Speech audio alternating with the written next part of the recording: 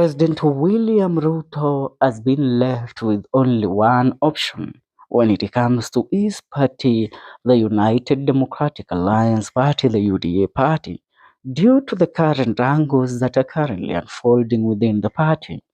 As you all can see, and as you all can tell, UDA has completely lost its charm. And when the house is crumbling down, everybody in that house starts fighting within themselves, trying to secure a position for them that when the house crumbles down to the ground, it will not fall on them. Now, let me tell you, William Ruto is one of the founders of ODM party. And remember, during the burial of Raila Amolo Odinga's bodyguard Bwana Jojo Duor, William Ruto told Edwin Sifuna that he should mind how he addresses him because William Ruto, was among the founders of the ODM party. ODM is one of the parties that we can all agree has stood every tide and every misfortune that might have befallen it and uh, made it crumble down to the ground. Even the death of some of its most key allies, some of the politicians that began this party, people like Otieno Kajwang, many saw that the way ODM was moving forward, it was going to crumble down to the ground. But through every tide, ODM finds its way to stand against every problem and every obstacle that is brought on its way. Recently, we all had come to one, one decision and one solution within the ODM. That was because of the dissecting voice of one Governor James Orengo of Siaya County, also a founder of the said party, together with some leaders, including Edwin Sifuna. But as you all can see, recently Orengo visited William Ruto in State House together with Siaya County delegates, where they went ahead to sit down and settle the matters that Orengo wanted to be settled so that he, as Orengo, can be absorbed into the broad-based government. And that is what William Ruto did. He brought in James Orengo on the board. Now, let me tell you, Raila Amolo Odinga is one of the most key strategists and a survivor in politics. I will call him that because he has proven beyond reasonable doubt that he is a survivor. But the legacy of Raila Amolo Odinga is ODM party. Now, William Ruto bringing in Raila Amolo Odinga into the broad-based government, he had this ambition, and it was exposed by Gachagua, that William Ruto wanted to dismantle ODM from within. He wanted to make sure that ODM cannot stand until the year 2027. He wanted to make sure that there will be internal struggles within ODM.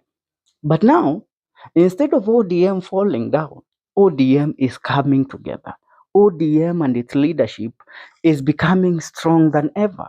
And one Robert Alai hinted on something that I really see. It's the point that, it's the only head game that William Ruto will have in the year 2027. If you look at UDA, the party that William Ruto won with the election in the year 2022, is a party that has lost its relevance. The leadership itself is crumbling down. There are internal fights within the party. So what William Ruto can do, as Robert Alai told us, William Ruto will have to do what? He will have to dismantle UDA and have UDA absorbed by ODM party, which means William Ruto in the year 2027, for those that are expecting William Ruto to buy on a UDA ticket, it will be a great surprise to them to see William Ruto vying for the presidential seat on an ODM ticket, which tells you what? The others that think William Ruto will pick a deputy presidential candidate from the Mount Kenya region, they are daydreaming, because Raila Amolo Odinga will have William Ruto as an ODM presidential candidate come the year 2027. And if he does that, he will make sure that William Ruto's running it, is also an ODM candidate. And an ODM candidate from ODM to be the running mate of William Ruto will not come from the Mount Kenya region.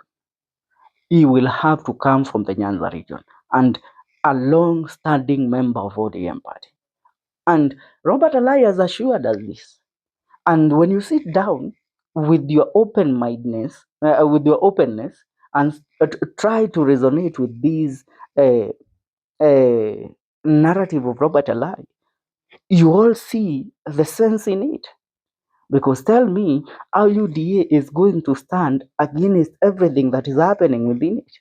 Even UDA cannot conduct grassroots elections without them fighting, and even conducting the grassroots election, people are not showing any interest. Apart from that, after Rigathi Gachagua launched his DCP party, a lot of people who had registered in UDA, they deregistered themselves in UDA and then registered in Rigathi Gachagua's new DCP party, which tells you what? Like, over half of the people that had registered in UDA have unregistered themselves, and they have gone ahead to register in what?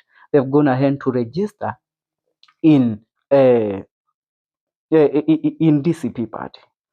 William Ruto will have no choice, and Raila Amolo Odinga is counting on that. And I dare tell you that by the year 2027, by the head of the year 2026, William Ruto will have declared UDA dead and buried.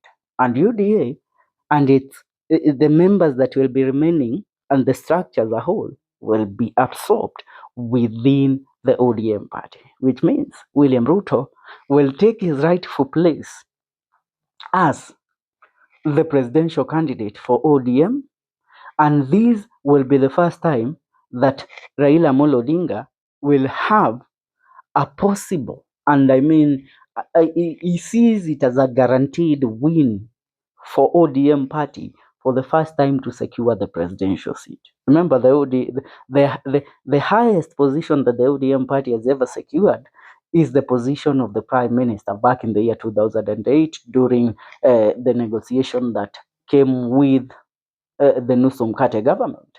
So again, 20 years later, ODM might go ahead to do what? To field William Ruto as its presidential candidate who will win against the opposition come the year 2027. It's a matter of dynamics, it's a matter of learning the trends, and it's a matter of understanding how the politics of UDA are going on right now. Because you have seen what is happening with the national chairperson, Cecil Barire and Kedore Kendeke. The fight is still on. Tell me what you think about this. Leave a comment on the comment section. See you in our next video. This is the Kenyan Daily Report.